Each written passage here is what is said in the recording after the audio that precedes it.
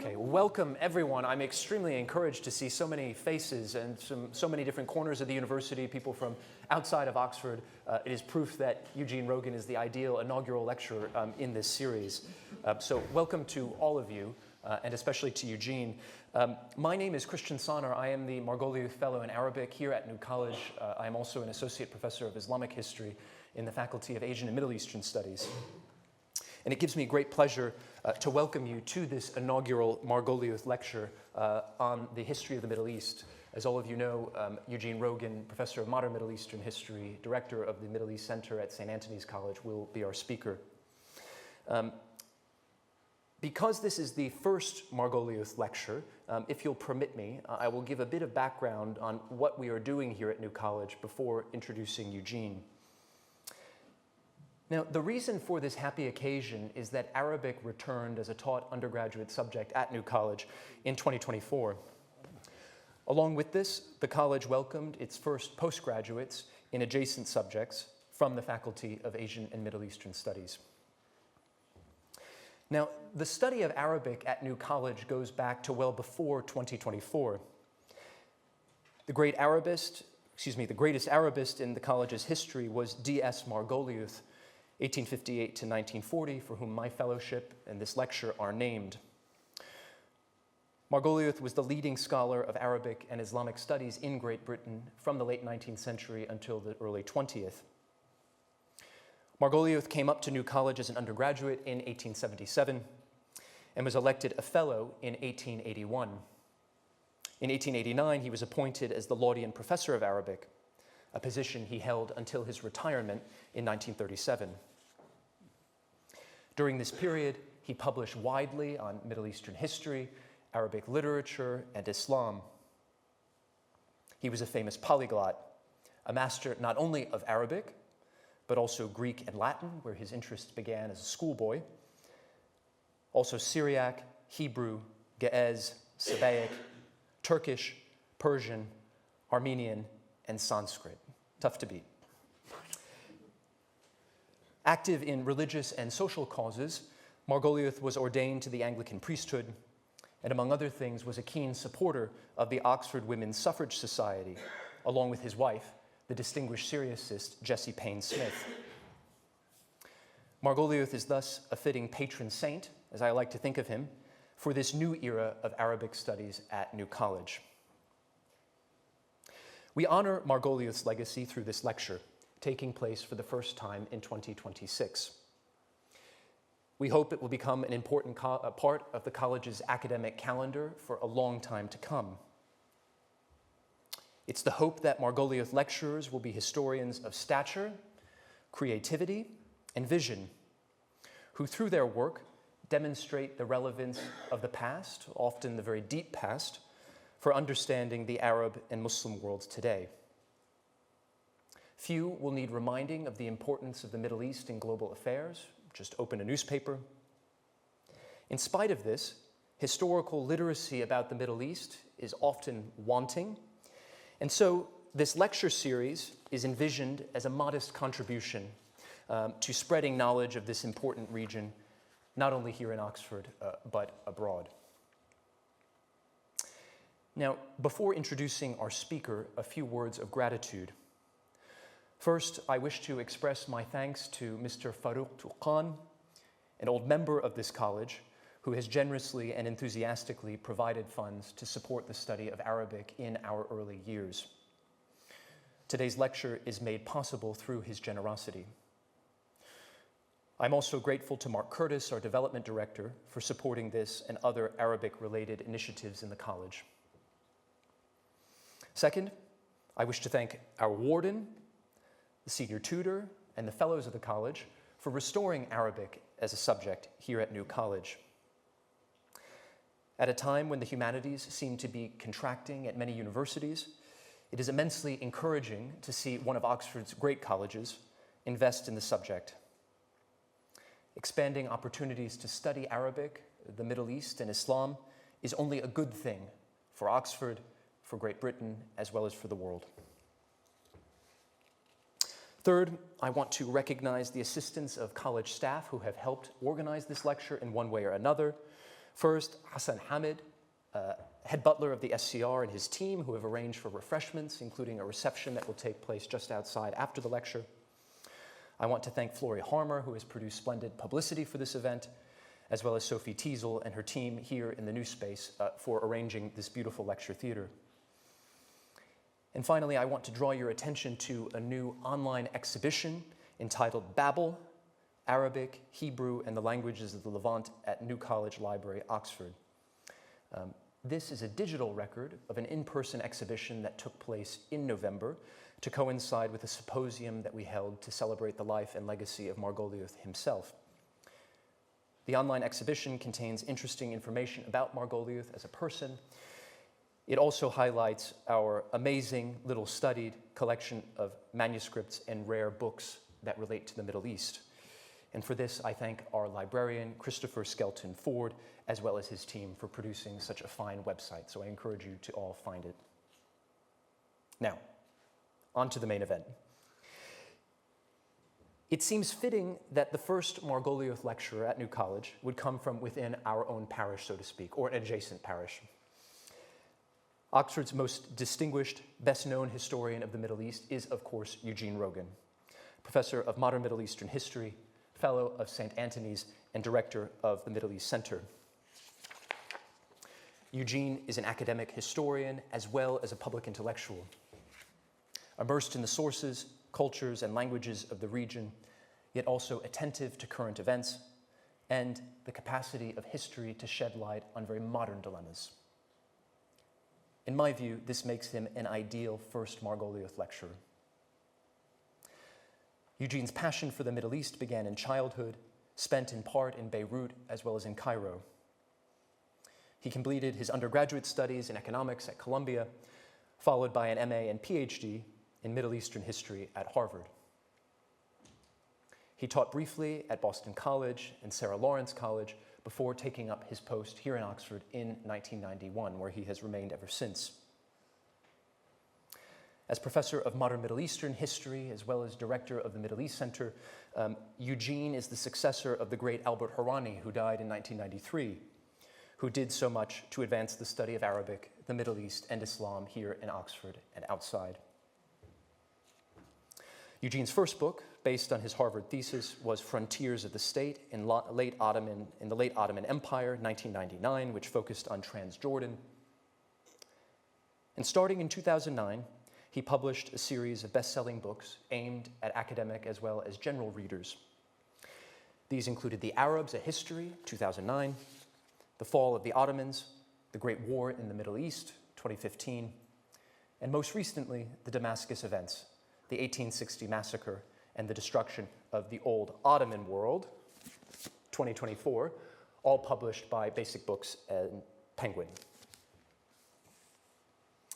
Today's lecture draws on the last of these titles, a new history of one of the most important watersheds in modern Middle Eastern history, an event which profoundly shaped the subsequent course of sectarian conflict in the region and so much else. As Eugene will show, the Damascus events of 1860 contain important lessons for deeply divided societies, how they can overcome their differences and flourish in spite of great difficulty. Needless to say, these are important lessons for all times, but perhaps especially our own. So Eugene, thank you very much for accepting our invitation, and welcome to New College.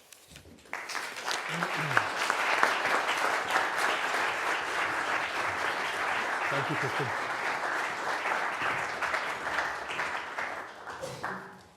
Christian, thank you so much. I'd like to start by just expressing my thanks to the Warden and the Fellows of New College for the honor of this invitation. It's truly not lost on me how wonderful it is to be invited to give the first Margolioth lecture. And so I'd like to express particular thanks to the Margolioth Fellow for having made this invitation and for the warmth of that introduction. And thank you all for turning out on a chilly first week night. It's just lovely to see so many friendly faces in the crowd. And in one concession to age, I will now don my glasses and get started. So much for the nice words about this honor. I would begin by saying the honor of giving the inaugural Margoliouth lecture on the history of the Middle East weighs heavily.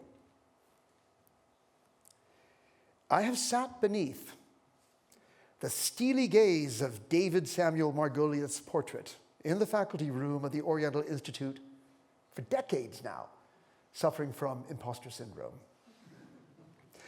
Margoliouth so looks the part of an Oxford professor, in his gown, with his leather-bound library in the background, completing an aura of academic immortality.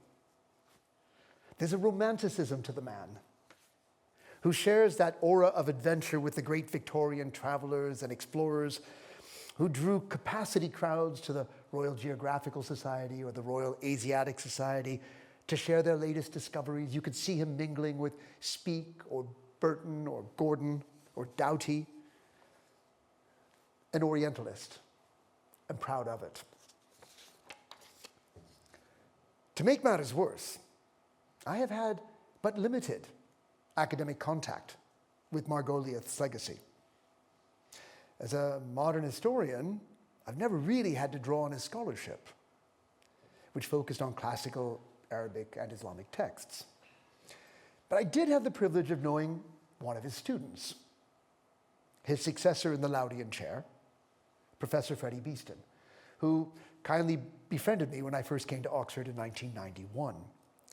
Freddie even agreed to give a lecture as part of a seminar series.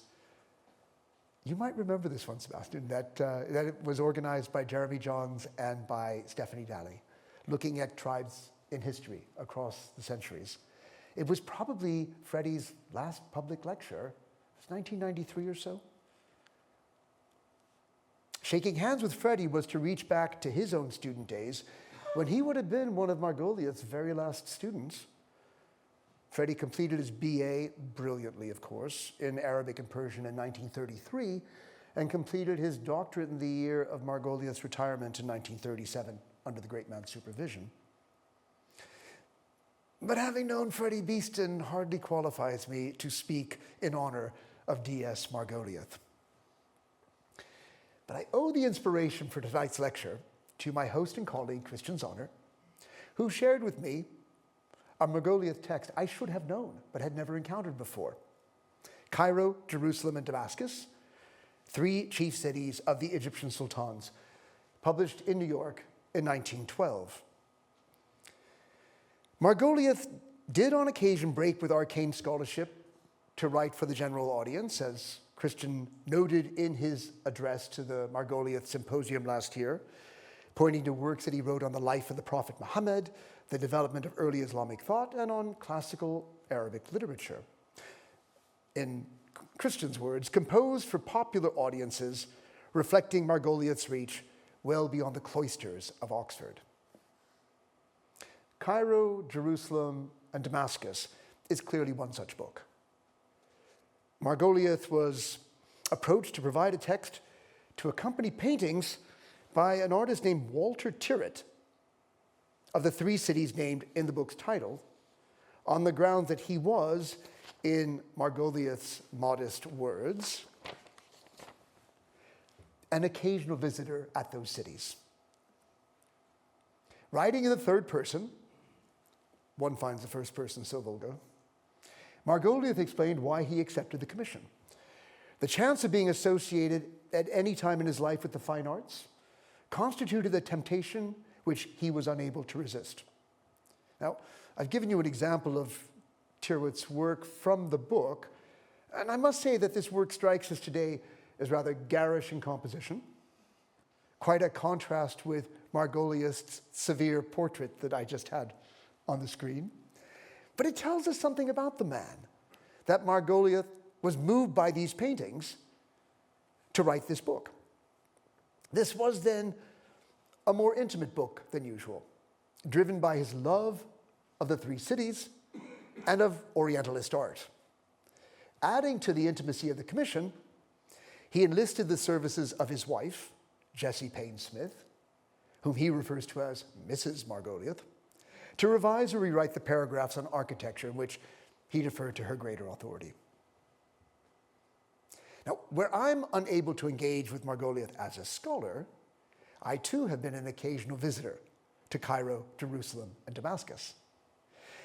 Indeed, as Christian so kindly pointed out, my most recent book examined the 1860 massacre known as the Damascus events, which Margoliouth addresses in his book. Moreover, my method was one that the Laudian professor would have approved of. I basically gathered all the relevant books and manuscripts in Arabic on the events and subjected them to a critical analysis and produced a historical narrative. And like him, I tried to reach beyond the cloisters of Oxford to address a general readership. So it's through Damascus that I make common ground with David Samuel Margoliouth in tonight's lecture. Margoliouth takes us to Damascus in chapter 12 of Cairo, Jerusalem, and Damascus, where he opens on a downbeat tone. I'm quoting from the book. The enthusiastic language of Muslim writers about the beauties of Damascus, which they regard as an earthly paradise, may seem to Western visitors exaggerated and true of it only at an age long past, if ever. And indeed, there are few show buildings left where once there were many. The great Umayyad Mosque, much of it brand new. He's referring here to the aftermath of the fire that burnt so much of the detail of the Umayyad Mosque in 1894. So at the time that he saw it, it was a kind of restored mosque and a rushed and underfunded restoration of that. So the great Umayyad Mosque, much of it brand new, is the one important edifice whither the sightseer hastens. There are, besides, one or two show houses, gorgeous rather than beautiful, and the bazaars, still illustrative of Oriental manners, are probably roofed with European materials and largely stocked with European goods. So what you can take from that description is the markets that he saw at the end of the 19th and the beginning of the 20th century did not conform to the 1001 Night fantasies of European travelers, but rather reflected modern market design, perhaps influenced by arcade shopping centers. So think the Burlington Arcade off Piccadilly in London when reading Margoliouth's description of the markets of Damascus. There is at present, he writes, no street in Damascus which would commend much admiration, but the long roofed bazaars, of which that called Hamidiyya, after the present sultan, is the most important, are admirably adapted to the traffic of the place. Well, were the present reality disappointed, Margoliouth took refuge in the chronicles and geographies of the high Middle Ages of Islam, describing architectural glories with which Damascus was once graced, but no longer. Here, he was in his element, as an Orientalist, playing tour guide to a city he never saw, had only encountered in text. The delight he showed in the mosques and madrasas, the khans and palaces of the past, contrasts sharply with the reserved, disappointed tone he adopted in describing the Damascus he encountered in the present. Of course, Damascus, at the start of the 20th century, was grappling with modernity and the consequences of communal bloodletting that had taken place decades earlier and from which the city had taken decades to recover. What Margoliouth saw was not the Damascus of the Umayyads or the Ayyubids or the Mamluks. He saw Damascus rebuilt. In fact, it was Damascus rebuilt 2 times over. The first time, between 1861 and 1864, to reconstruct Christian homes and workplaces devastated in the 1860 massacres, known as the Damascus events, and subsequently in a modernizing program spanning the years 1865 to 1888, designed to revitalize the prosperity of the city, to heal the deep divisions between Muslims and Christians that followed the Damascus events. That modernization program would still have been in full vigor at the time of Margolioth's visits in the late 19th and early 20th centuries. And just an aside, Christian, at some point, I'd love to know from your research when he actually visited these towns, because it's not clear from his writings what dates I can attribute his visits to, but it's clear there were a couple. Margolioth was fully aware of the 1860 massacres and integrated that horror into his account of Damascus, writing in 1907, quote, "The events of 1860 showed that the anti-Christian feeling was deep, and among certain portions of the Muslim population, it might still be roused." He went further, adding as an appendix to his book a detailed account of the Damascus events from a work called, in his words, "The Unveiling of the Troubles of Syria." This was, of course, the anonymous book Hasad al-Litham an Nakbat al-Sham, first published in Cairo in 1895. The book was later attributed to a Christian author named Shaheen Makarios, who was known for his writings on Freemasonry, and I can leave to your imagination how his authorship of books on Freemasonry engendered no shortage of conspiracy theories about him. Now, Margolioth was not to know of the controversies that would dog this work, Hasad al-Litham. For him, it would have been one of the very earliest published accounts of the Damascus events, and he took the work as authoritative. Just as he relied on Tabari to relate the conquest of Damascus by Muslim armies in 634 AD, and other contemporary texts recounting the Mongol or Timurid sackings of Damascus, so he turned to Hasad al-Litham to capture the horror, the latest horror inflicted on the city of Damascus. While there are certainly anti-Ottoman biases and hostility towards Muslims in this account of the 1860 events, the broad outline of events as related in Hasad al-Litham are largely supported by other contemporary sources. The author recounts the breakdown in relations between the Muslim majority and the Christian minority in mid-19th century Damascus under the impact of the Ottoman reforms of the Tanzimat, conferring equality on Muslims, Christians, and Jews. The 15-page account reproduced in Margolioth's book ends with a casualty toll and the damage done to the city by these events.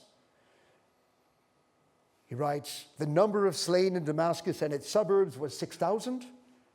The number of houses belonging to innocent Christians that were burned down was about 7,000.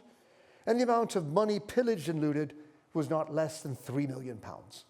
Now, I would say that the historic records would suggest that these figures are all fairly exaggerated.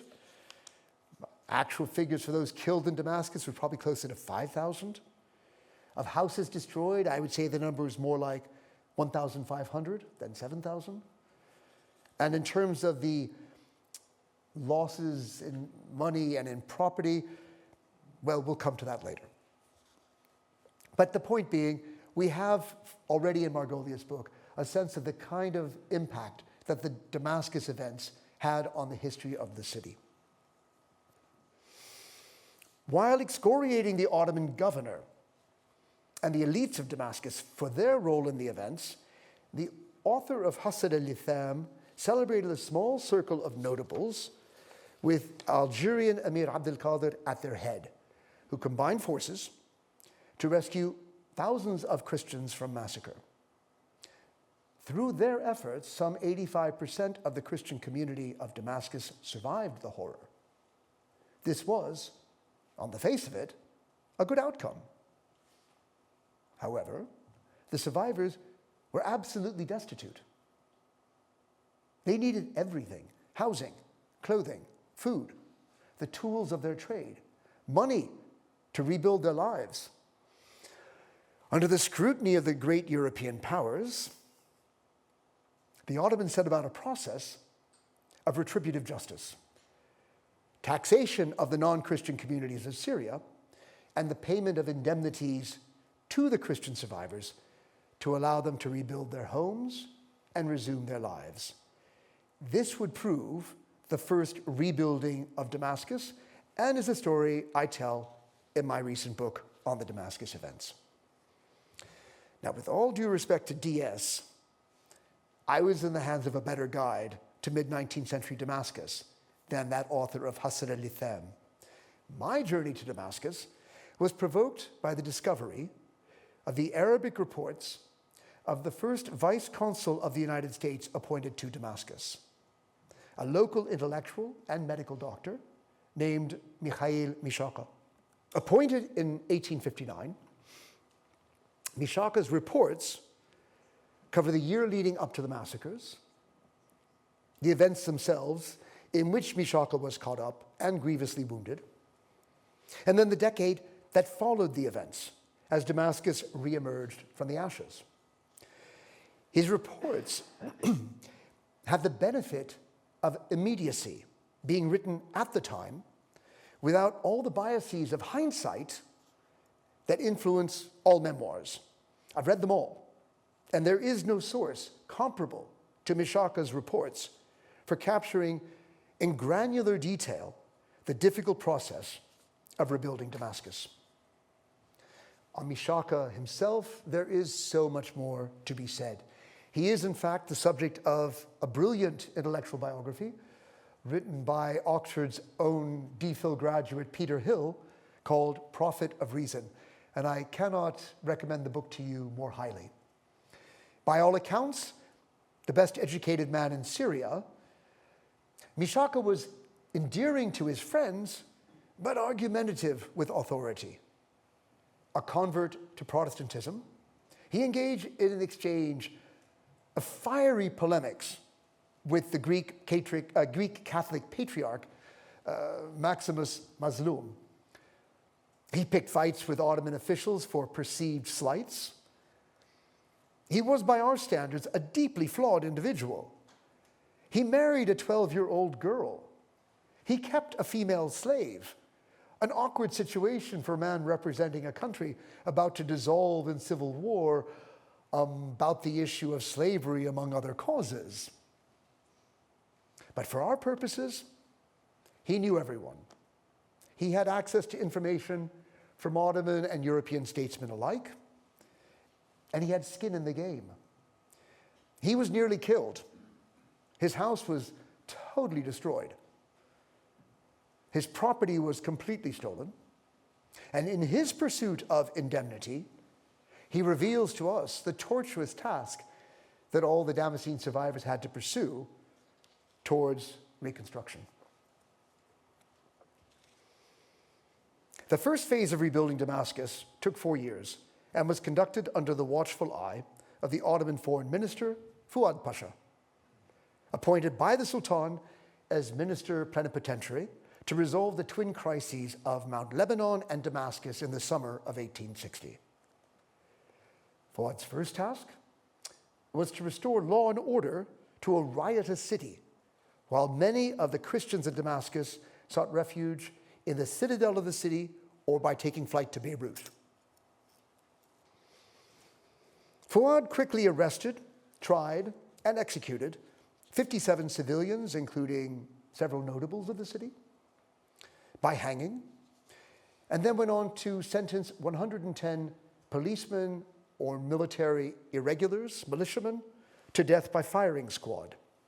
The sudden shock killing of 167 Muslims of Damascus within 24 hours sent a wave of fear through the city and through the Muslim community, fear that Fouad exploited to go on to address the humanitarian crisis. Fouad needed to persuade the Christians that he was capable of restoring law and order, to encourage them to leave the security of the citadel or from refugees to return from Beirut. But they still had no place to live since the arson and looting of their homes. So Fouad imposed a harsh solution. 1 month after the end of the massacres, the government in Damascus ordered all Muslim residents of the Qanawat quarters to evacuate their houses to provide accommodation for the homeless Christians. Rich and poor, notables and commoners alike, the measure applied to everyone without exception. The police gave residents just 24 hours to vacate their properties, get all their their possessions out, in what was seen by the Muslim community as nothing less than a collective punishment. Quote, "The greatest distress, shame, and fear fell over Damascus," the preacher of the Umayyad Mosque recorded in his diary, as evacuation orders followed in the districts of El-Qaymariya, in Bab Tuma, and Al-Jura. He went on to write, "I saw homeless Muslims with no idea where to go, carrying their clothes to the Umayyad Mosque and to other places." Given the resentments these measures provoked, Christians were at first too fearful to move into the vacated homes. The government provided guards, but it was a tense situation, with resentful Muslims cursing the Christians they encountered by day and stoning their assumed houses by night. Clearly, the evacuations could only be a temporary measure, given the resentments that the policy provoked. The next stage was to raise the funds to enable the Christians to rebuild their shattered homes. The Ottoman treasury in Istanbul was depleted, the government already going down the path of borrowing from European markets to try and make ends meet, a process that would lead the Ottomans to bankruptcy by 1875. So you couldn't look to Istanbul to solve this. What Damascenes broke, Damascenes would have to pay for. This raised two questions. How would the government determine how much each survivor was due for his or her losses? We have 13,000 people who are going to be claiming retribution or restitution. And how would the government raise the money to pay those indemnities to survivors? In April of 1861, Fouad Pasha created a special commission composed of key government officials, including the governor of the province, the police commissioner, the military commander, the treasurer, the mufti, along with a group of illustrious notables. Intriguingly, the police commissioner was there to swear all the members of the commission to absolute secrecy on risk of exile should they divulge the existence or the agenda of the commission.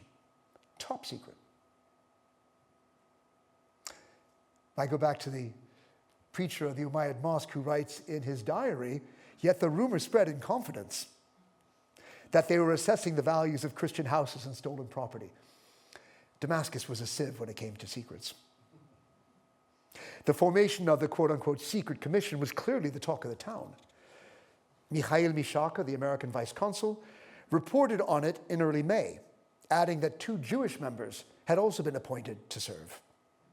Everyone, it seemed, was in on the secret that a group of Muslim and Jewish community leaders was advising Fouad Pasha on the final reconstruction bill, and that the Christians had no say in the matter at all. As such, the commission served Fouad Pasha's purposes of implicating the Muslim and Jewish elites in designing the tax that their communities would pay without any blame being assigned to the Christian communities. Fouad was nothing if not a crafty operator. Shortly after the news of the creation of this secret board circulated among the Damascene elite, the government announced the outlines of the reparation tax to be imposed on the Muslim and Jewish communities of the city and province of Damascus. The grand total came to about 45 million piastres, or about 400,000 pounds sterling in 1860s currency, which was, though it doesn't sound like much to us, a massive sum of money. To give you some scale by which to measure that, the total revenues of the province of Damascus in 1860 came to 22.6 million.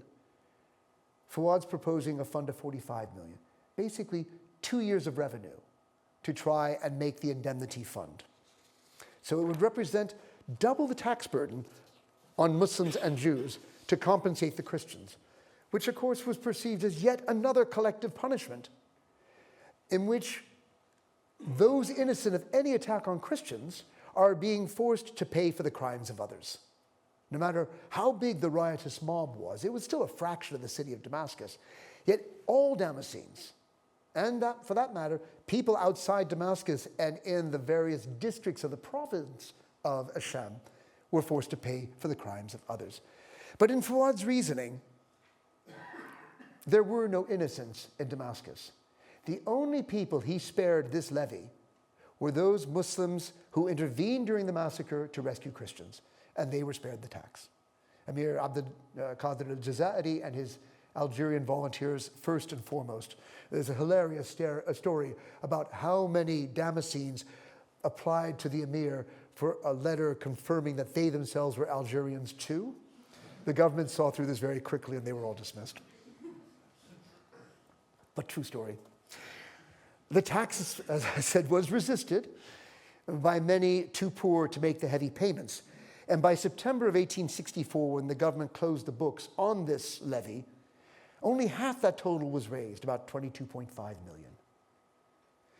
But even that was enough to set reconstruction in motion. Starting in June 1861, 1 year after the events, the Ottoman government began to award indemnities to Christian survivors. They first had to determine the amount of each individual's claim. Christians submitted claims to the government that were reviewed by this government commission.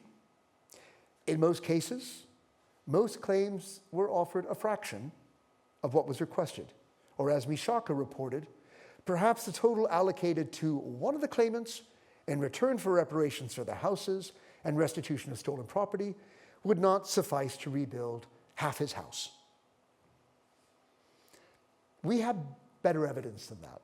Among the claimants were a number of American protégés, and we have the record of the interviews that they held before the claims court.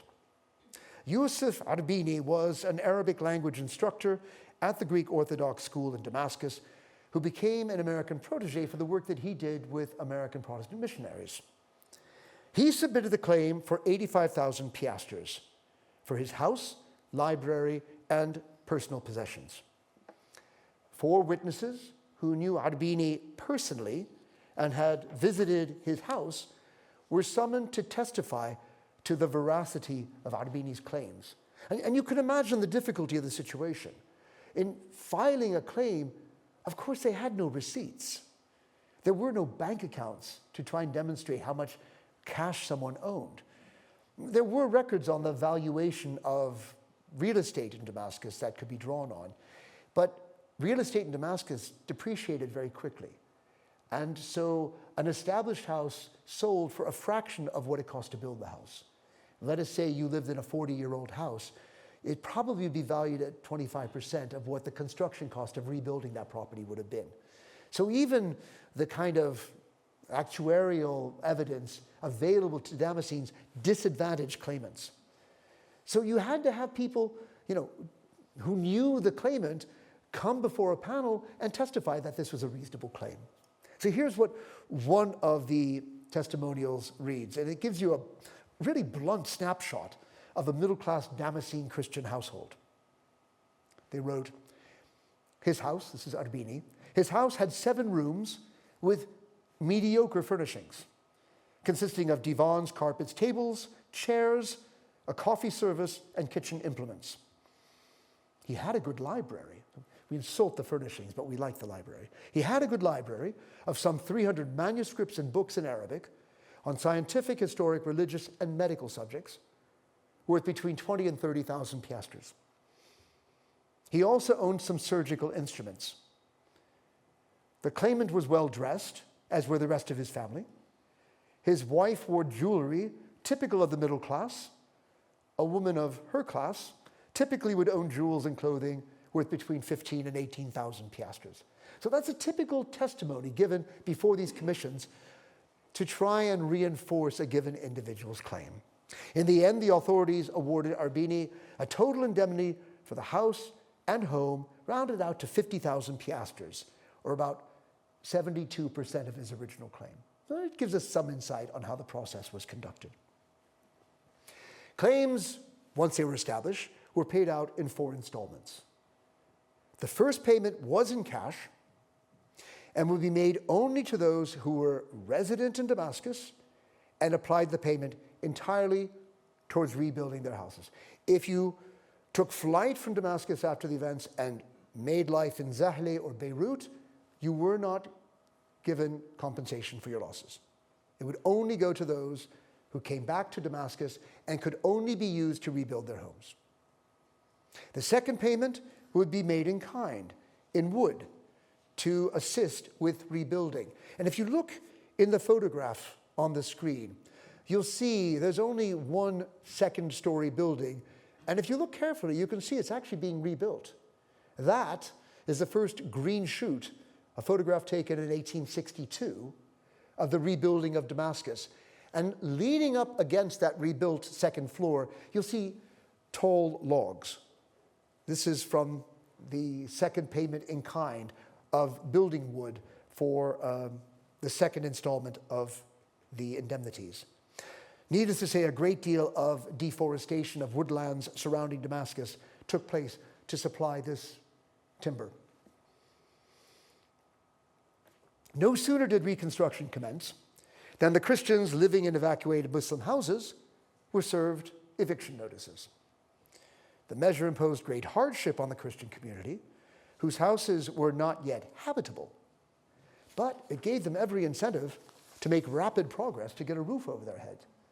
Donkeys and mules carrying loads of stone and plaster and wood made their way through the lanes of the Christian quarters, which were coming to life again after 2 years of death. In his annual trade report for 1864, Mikhail Mishaqa reported the completion of the rebuilding of the burned Christian quarters and provide clear statistics to support the claim. Before the events, he noted, I'm going to give you some numbers here, but not to worry. I'll give you the numbers so you can appreciate just how precise the details Mishaqa's reports are. Before the events in 1860, he noted there were 15,206 houses in Damascus. 15,206. At the end of 1864, there were 14,921. That's a shortfall of 285 units. Given Mishaqa's prior estimate of 1,500 Christian homes destroyed in the course of the massacre, and allowing for the numbers killed and those who relocated to other cities not to return, this probably does represent total reconstruction. The fact that there was a shortfall of 285 units, probably properties of people lost to Damascus, either through death or emigration.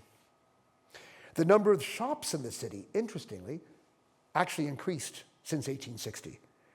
The number in 1860, 7,782, had risen to 7,796, an increase of 14 units. Not a huge number, but it tells you a lot about the extent to which reconstruction was achieved between 1861 and 1864.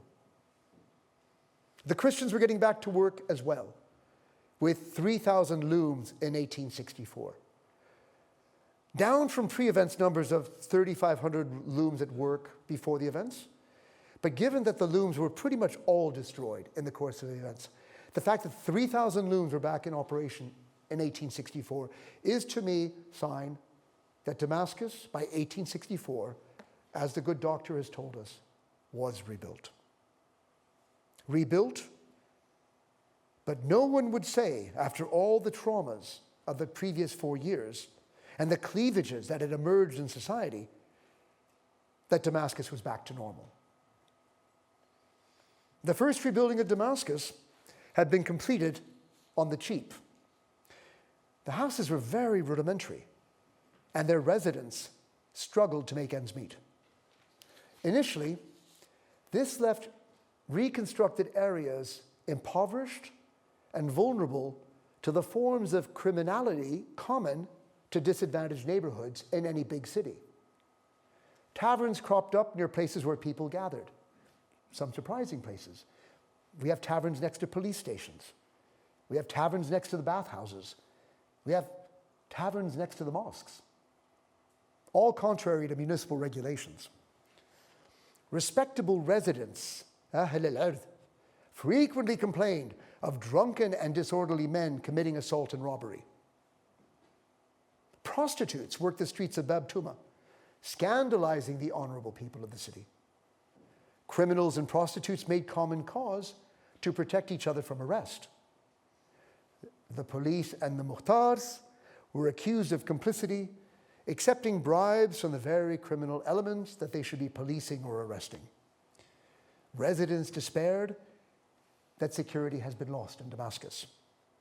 Now, fortunately, this was not the Damascus that D.S. Margoliouth encountered at the end of the century. However little he found Damascus to live up to its reputation as an earthly paradise, he clearly wasn't mugged, and he wasn't accosted by prostitutes. While it might not have many show buildings left, he could yet describe the beauty of Damascus that he saw when viewed from the heights of Jebel Qasyoun overlooking the city, as the minarets and castle battlements appear to rise out of an orchard. Peace seems to reign within its walls, and plenteousness within its palaces. Okay, that's not the Damascus of 1864. Clearly, the city's fortunes took a turn for the better after this first stage of reconstruction. Once again, it was Fouad Pasha who came to the city's assistance with the greater reconstruction project that would restore Damascus to peace and plenteousness. At the end of 1861, Fouad was recalled to Istanbul and rewarded for the remarkable service he had performed in Mount Lebanon and in Syria, with promotion to Grand Vizier, the Prime Minister of the Ottoman Empire. He'd been Foreign Minister before, but Grand Vizier, that's the big job. But he clearly never forgot Damascus. In his farewell speech to the city, Fouad declared, "I now consider myself to be a Syrian at heart."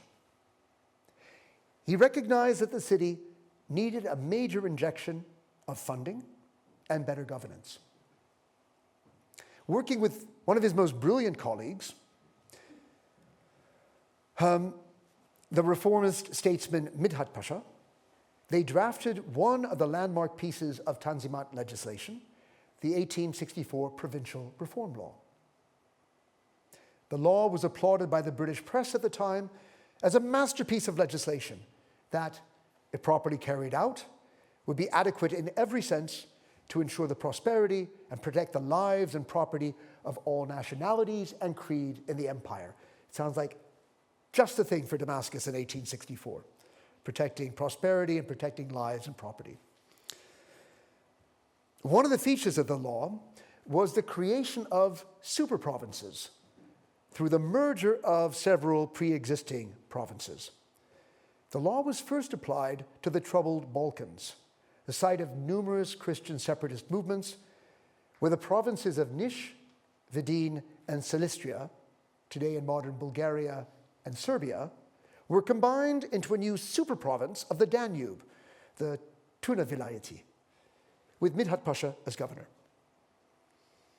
This allowed the concentration of provincial revenues in central hands to permit the undertaking of major works projects. In just 3 years as governor of the Danube province, Midhat constructed more than 2,000 miles of road, built 1,400 bridges, with schools, hospitals, and other public institutions. It was precisely the kind of urban renewal that Damascus desperately needed after that first phase of reconstruction on the cheap. In 1865, the Ottomans announced the creation of a super province of Syria from the merger of Jerusalem, Sidon, which includes Beirut, and Damascus, with Damascus as its capital. Provincial revenues for Damascus, which in 1860, as we saw, was about 22.6 million piastres, would be suddenly skyrocketed to land revenues in excess of over 100 million piastres, and that doesn't even include money from customs or from the tobacco tax or from salt taxes. So suddenly, there was a multiple of the revenue base coming through the treasury of Damascus.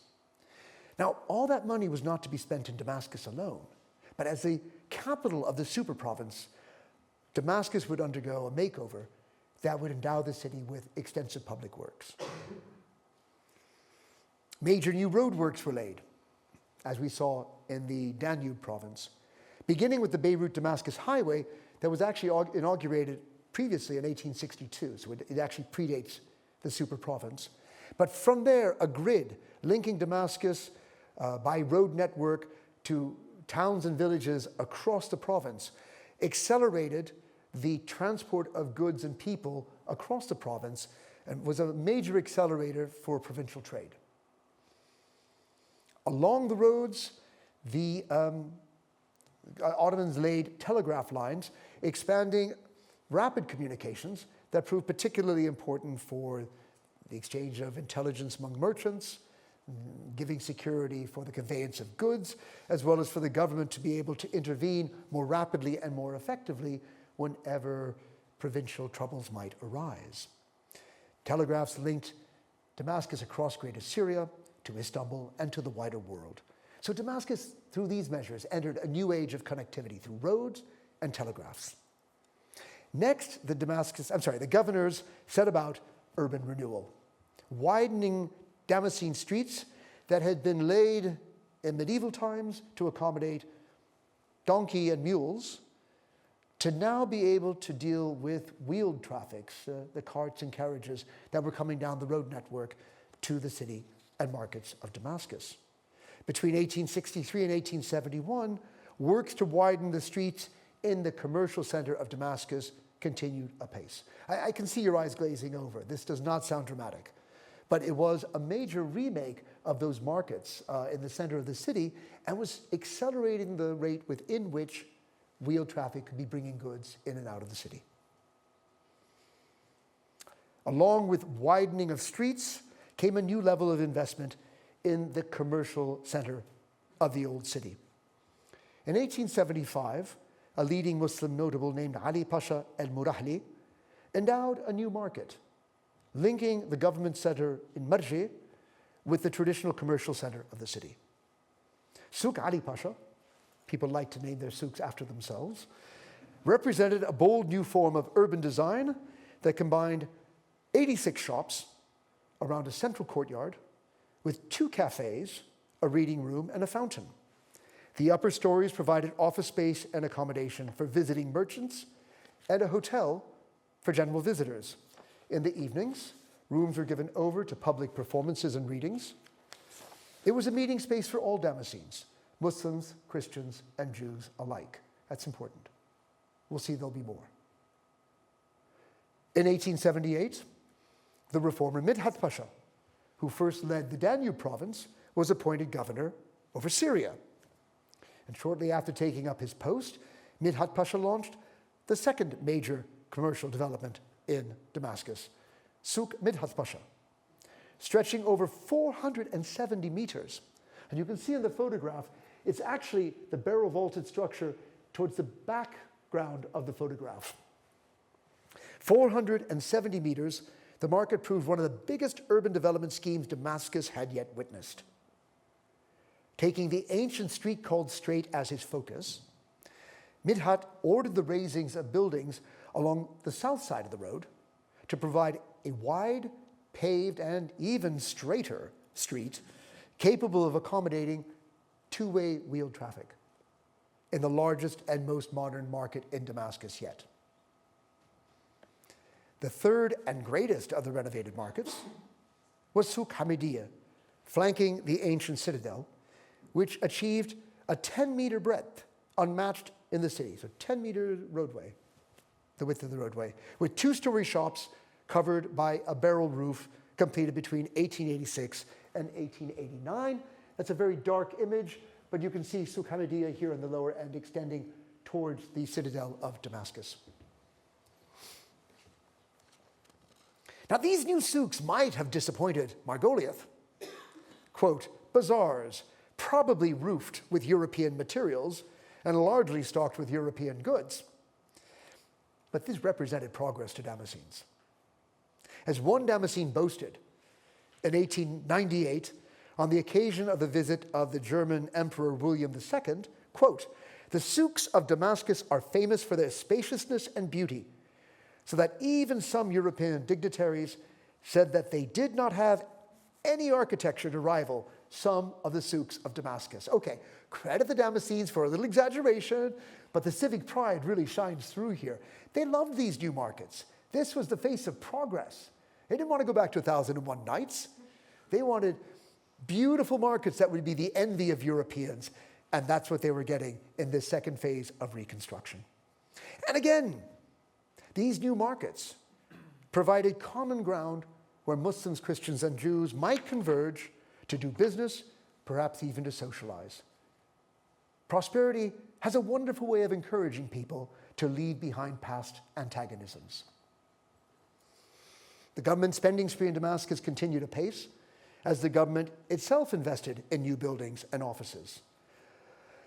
Among the first of the new government buildings built in the Margolioth district were the central courthouse, the prison, which dominates this photograph here, and okay, Pache Margolioth, I could see where he might not have been entirely enthusiastic about this sort of urban development, and a police headquarters built around 1880.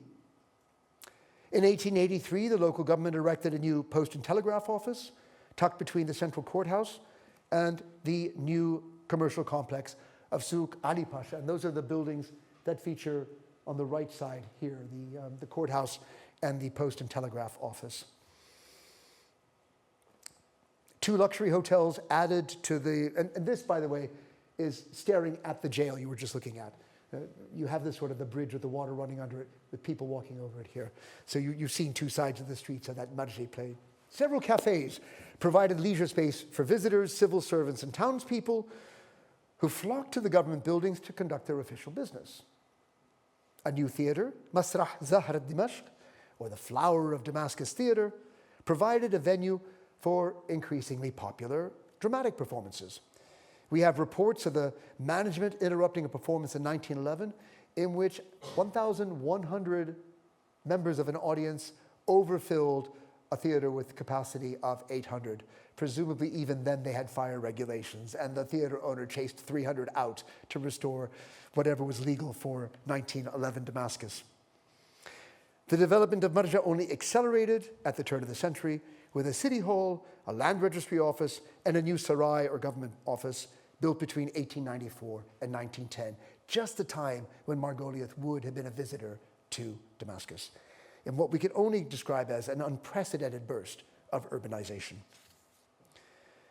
This rapid development between 1865 and 1888 had significant impact on social relations in Damascus, based on the growing prosperity of the city.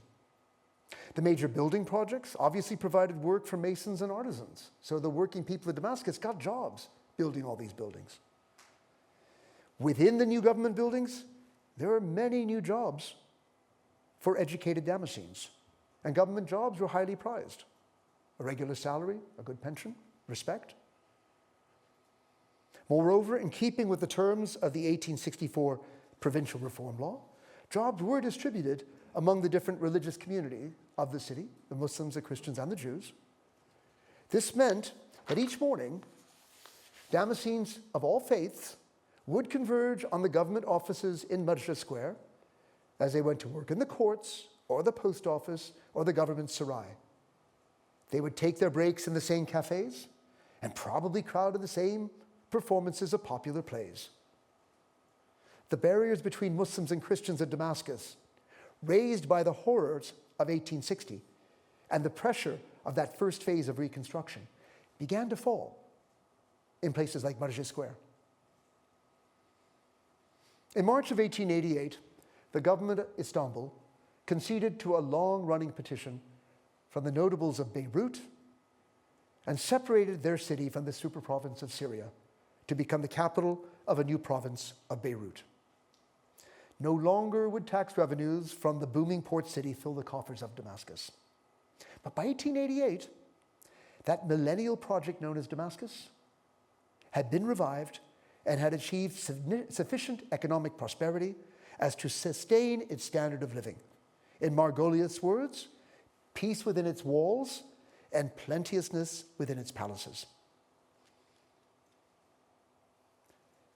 Damascus rebuilt disappointed David Margoliouth, who, hoping to encounter the fabled city of caliphs and sultans, found himself underwhelmed by a city that had surrendered its great Islamic monuments to 19th century urban renewal.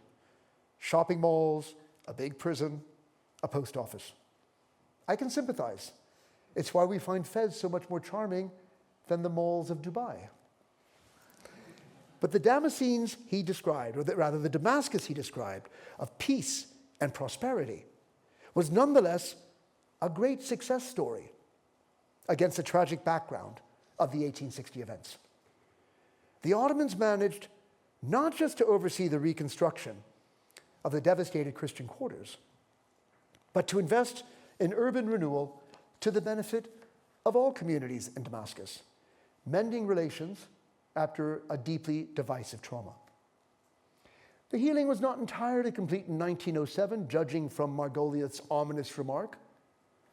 Again, I repeat, the events of 1860 showed that the anti-Christian feeling was deep, and among certain portions of the Muslim population, it might still be roused. So that's Margolioth in 1907. But it was not to be. Damascus emerges as an Ottoman success story of mending both the urban fabric and the social structures divided by communal conflict that might yet serve Syrians as they seek to rebuild their country after this most recent and most devastating civil war. And we give thanks to that old city of Damascus in that it has survived the conflict intact, bridging the Ottoman past to present times and an uncertain future. For what was new to David Margolioth is now old to us, and all the more important to preserve against the forces of 21st century modernity. Thank you.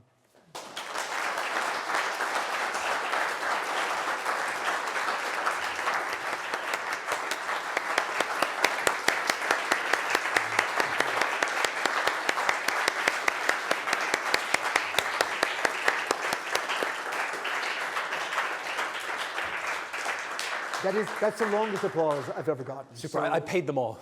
No, you deserve it, Eugene. The best. Thank you, guys. That was amazing. Anyway, thank you so much, Eugene. Exactly what I think all of us wanted to hear. Insight into history. You end with lessons for the present. I couldn't think of a better start to our Margolioth lectures than this. We have a few minutes for questions, but if I may abuse my privileges as chair and maybe ask you something to get us started. If I'm not mistaken, your research on this topic began back in the late 90s, early 2000s. I think of an article in Arabica, probably earlier than that. Yeah, that's the first I published, yeah. So you've been with this topic for a long time, and obviously one's views change as the source base expands, as current circumstances in the Middle East and especially in Syria change. So over that long period of sitting with Mishaqa, thinking about 1860, how would you say your views of this conflict have changed? It's a really good question because this was a book I'd intended to write as my second book after Frontiers of the State. And I first came across the Mishaqa reports while I was a doctoral student, and I found them in the American archives while I was consulting for my doctoral research.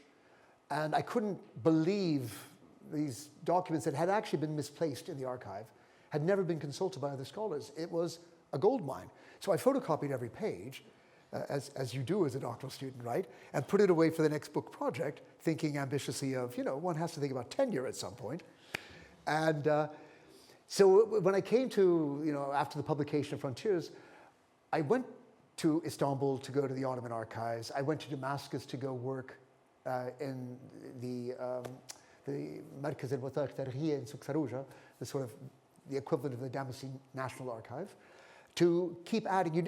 While Mishaqa's reports are the best source, you wouldn't want to write a book on one. And so I've been gathering material from as many sources as I can ever since. But I kept putting the book down to write something that seemed more urgent. My time in Damascus was interrupted by the 9/11 attacks in New York. I was in the archives in Damascus at the time and realized that I probably should leave, and I came back home. And after that, felt that it was more important to address the clash of civilization by presenting general readers with a history of the Arab world that might counter the prevailing narrative after 9/11, which was why the Arabs instead of the Damascus book. The Fall of the Ottomans, because it seemed important to write about World War I as the centenary approached. But when I was done with that, I was like, damn it, I want to get back to this book. But definitely, I have changed as a scholar. My emphases certainly have shifted. And the way I write, I'm now writing in this public voice of a kind of penguin book. And I'm sure that had I written it in the early 2000s, it would have been a scholarly monograph by Cambridge that would have been trying to engage with theoretical issues. Writing it when I did, it was against a background of civil war in Syria, about the issues of how you bring people back from deeply divisive traumas, and where might there be a future for Syria, all themes that I think were influential in shaping the way I read the material against the current situation. I just feel that in making sense of the presence, history remains such an important guide, and that was clearly part of my thinking as I finally put everything else aside and dedicated myself to write this book, and loved writing it, which is an odd thing to say about writing about a horrendous massacre, but I truly enjoyed writing this book because the source material, the strong characters relating this, you got words from Mishaqa and El-Ustawani, the Khatib of the Umayyad Mosque, but there's so many really great voices here. Fouad's reports, Abdul Qadir al-Jazairi's reports. I mean, there are many, many voices weaving into this story, and it made for a much fuller and satisfactory experience of writing. Super. Questions? Yes. You talk about Mishaqa being an excellent source, and that really comes across, but what would you say some of the limitations of using him? The limitations of Mishaqa as a source. Excellent question. Obviously, the man was informed by his own biases. And so you would want to read him against, let's say, Ottoman officialdom to be able to balance out. He would, in the pursuit of his own indemnity, get so frustrated with the Ottomans. And he had raging rows with governors. The governors didn't like a local native Christian Syrian to be appointed to the diplomatic corps. They didn't like treating a Christian with the same respect that they would treat a foreign consul coming from Germany or from France or from Britain. Here they had one of their own who wanted to be treated like the United States of America, even though in 1860s, the USA was a small and inconsequential country. They barely knew where it was on the map. So they resisted and resented him. And he would get very offended by this. And so those views do inflect his writing. And there are times where he could be quite hysterical. He kept seeing the shadow of 1860 a decade after it had happened. And every time there would be a conflict where Christian communities were rising up against the Ottoman Empire, the last time, the Cretan uprising in 1869, he's once again filing reports to the American authorities warning that the next massacre is about to happen and that tensions between Muslims and Christians were about to explode. Now, it's interesting information. I think he does tell you how long it takes before those tensions are laid to rest. But I think he's overreacting too. And his experiences, the man would have massive PTSD from what he went through. And there were no people to counsel you on that. And that there were triggers that set him off and all that. There are areas where you could see you'd want other authorities to read against him. But the strength of the man, like I said, is he had access to Ottoman officials and Ottoman figures.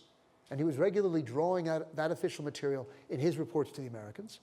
And he also was a close confidant to Fouad Pasha, to Amir Abdul Qadir al-Jazairi, to all the other members of the diplomatic corps, to all the commissioners who were sent by the European powers. He knew them all. He engaged with them all. And they would talk to him with respect.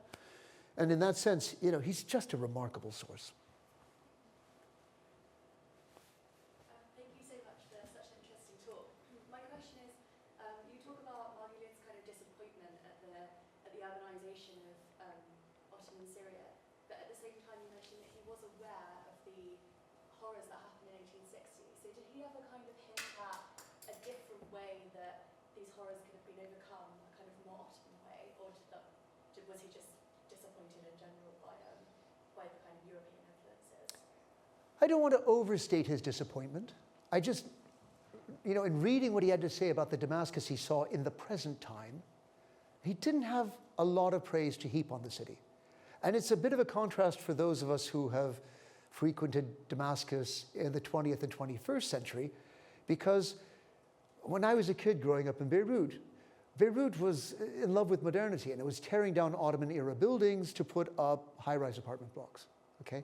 And you'd go to Damascus, and then suddenly you were in a historic city with really old houses and narrow streets and an urban structure that was, you know, more reminiscent of the Islamic than the European grid, okay? And so I would have said that Damascus was a beautiful ancient city. But for Margoliouth, he remembered a Damascus he never saw from his readings.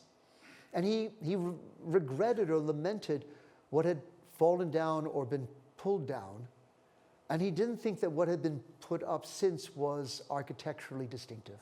So it was a city that had lost monuments to time that would never return. Really only the Umayyad Mosque held his esteem. But even then, the Umayyad Mosque he saw post-restoration in the 1890s, you know, he let you know that it was a shadow of his former self.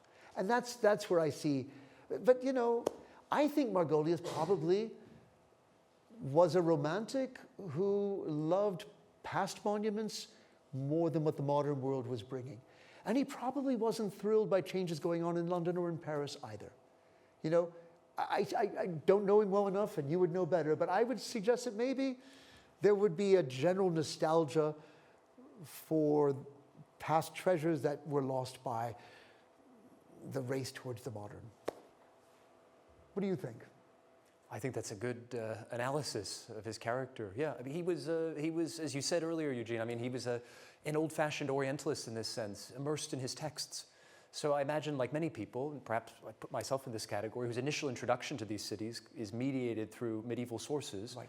To arrive is to see a contrast, and that contrast can be fascinating, but perhaps for Margoliouth is repelling. And I love that turn of phrase I got in there about remembering a city he never saw. You know, to me, it's like exactly what Orientalist method is about. Mm-hmm. So you love the text even more than the material culture. Louis. When you think about European economic penetration of the Ottoman Empire, did these public works increase their debt to Europeans, or were they largely financed by internal finances and raising taxes in these provinces? That's a really good question, and I don't have a source with which to answer that. I mean, the material will exist. It's just I didn't actually.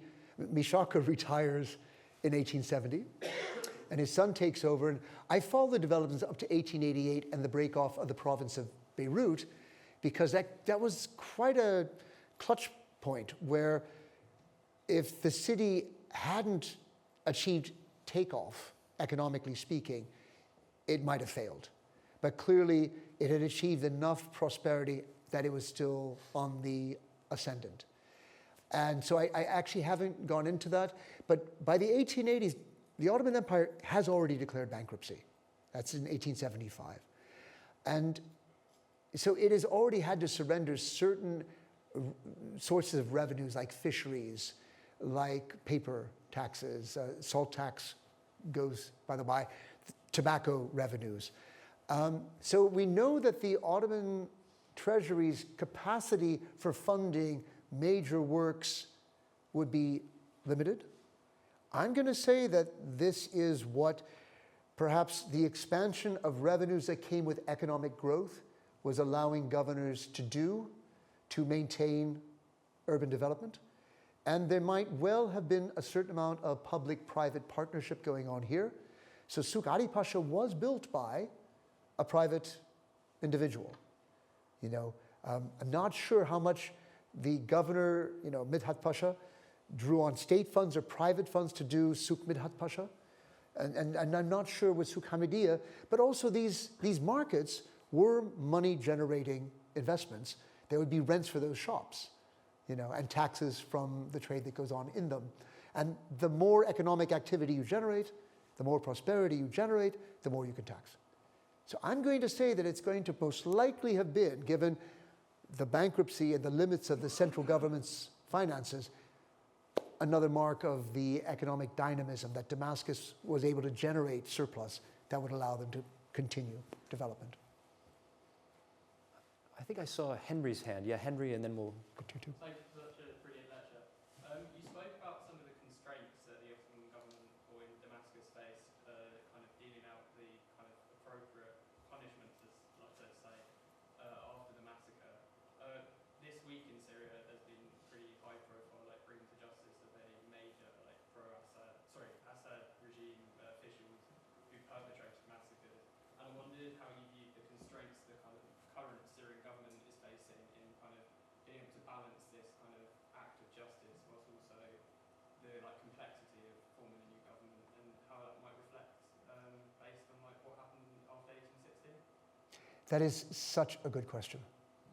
And it's one of the elements that I developed at greater length in the book than I could really speak about here, because there is a very delicate balance between retributive justice that creates respect for the government and going too far in which it provokes rebellion. And the Ottomans were on the knife's edge right through 1860-61 on the measures they were taking and the resentments they were provoking. And the executions were truly shocking.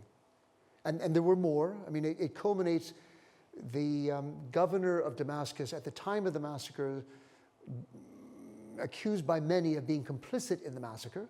If you read Hasr al-Ithab, that account that Margoliouth reproduces, starts with the governor being the villain of the story. Okay? He's put on trial, he's found guilty, and he's executed. And so too are the district governors in parts of Syria that witnessed massacres before Damascus. So in Hasbaya and Rashaya, the local governors were also, the district governors, they were sentenced to death and executed. But there was a limit. And at the same time the Ottomans are trying to strike fear but not drive rebellion, they're under a lot of pressure from the European great powers to demonstrate that they have really punished all those responsible and accountable. So you have this European Commission that was created alongside these developments, and they're calling for many more executions. And they have reports that among those who are responsible for the massacre are some of the most influential Muslim notables of the city, people like the Imam of the city, some of the leader of the ulama. And this is where Fouad Pasha dared not go. He couldn't get anyone to openly testify against those most important senior religious figures. He wouldn't condemn them to death, knowing that that would probably be a step too far. And so instead he resorts to exile to satisfy European pressures without inflaming public opinion further than it will go. And it went like that, and every single issue becomes a judgment call on what's going to provoke the Europeans, what's going to provoke public opinion among the Damascenes. And I think that Fouad comes out of the history as having been very successful in, let me mix my metaphor, walking that tightrope. Okay? What it means for today is really important, because I think one of the elements after a deeply divisive trauma is accountability. And there must be some sense of law and order, which means that crime must be punished. And some people must be punished. And indeed, I think some people must be severely punished. I personally am very anti-capital punishment, but there is a case for mass murderers where only capital punishment will seem as due retribution from survivors. Okay? I'm hoping that modern Syria can find its way to due process short of executions, because once one starts down that road, we know what authoritarian states have done with the practices of execution, and it starts with some bad guys and it ends up with people like you and me. So I would hope that they will find a way to demonstrate the severity of the law to the satisfaction of the survivors who have survived horrors that we know from so many sources all too well. But that justice is seen to be done is, I think, one element of coming out of a deeply divisive trauma that the 1860 events gives us lessons on that will be of use to the government of Damascus as it confronts its own coming to terms with crime and punishment. I think we have time for one more question. Go ahead. And we've got to get this gentleman here, so Oh, two yes. more questions. Maybe ask them together, and Yeah, Eugene, if you can great. answer them together, and then we'll head off to the reception. Slightly ahistorical, but I would be curious to know how you think Fouad Pasha would have approached his task of retribution if there wasn't the European pressure that he was facing at all times. Because I know that in, for example, Mount Lebanon, Fouad would have preferred a way of like forgiveness under special circumstances, and ultimately a lot of the executions end up being alleviated in 64 or in 62. So what do you think would have I can answer that very briefly because I can answer that one quickly. I agree with you. I actually don't think Fouad had a stomach for executions. yeah. There's a lot in the documentation and in his reports where in his conversations with Dufresne and others, he was trying to see what he could get away with short of executing people. And this happens not just in Damascus, but also in Mount Lebanon, the whole story of Saïd Jumblat. You just sense that Fouad recognized he had to be seen to be severe, and that he wanted to draw a line on that and move on to other forms of justice as quickly as he could. I don't think I think even, barring the Christians, the commissioner's pressure, he probably would have pursued the path he did. There probably would have been some executions to demonstrate the Ottomans were back and law was severe. He wanted people to be fearful. And then he would like to move on beyond that. It seemed to me, at any way, reading his reports. Sir. So my question is a follow-up on the governors, the Ottoman governors. Why did they let foment those events, those massacres in Hasbaya, Sharia? And what were the pressures that the Europeans put on the Ottoman Empire to have this about face and have those tribunals, it's the first international tribunal. Let me answer this one because the longer you extend your question, the longer my answer will be. And let me, for the benefit of those in the back who couldn't hear, just repeat the question was really about the complicity of the Ottoman government itself in the lead up to these events. Why did the Ottoman government instigate or not intervene to prevent these events? And let's just deal with that issue because it really is a sensitive one. And it links very much to the tensions that emerge across the Ottoman Empire in response to key developments of the Tanzimat reforms.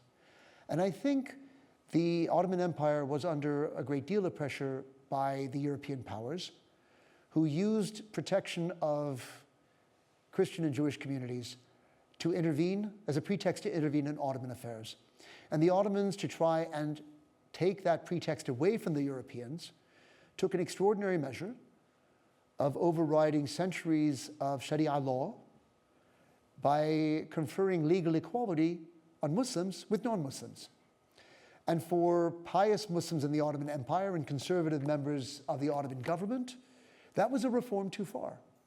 And we know that it created waves of discomfort to rebellion.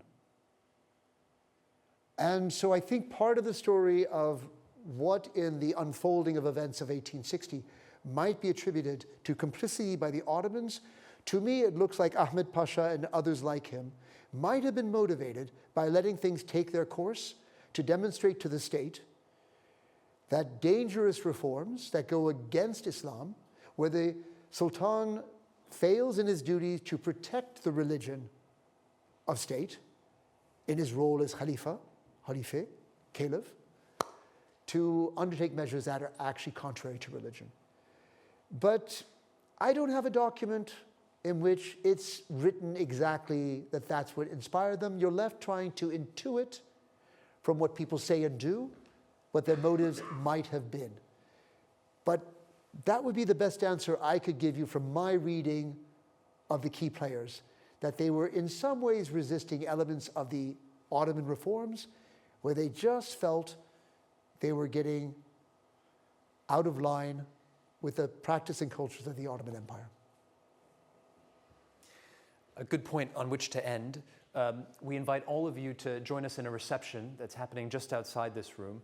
And all that remains is to thank you again, Eugene, for a splendid lecture and for kicking off, as I said earlier, what we hope will be a very long and happy New College tradition. So thank you very much. Thank you all very much.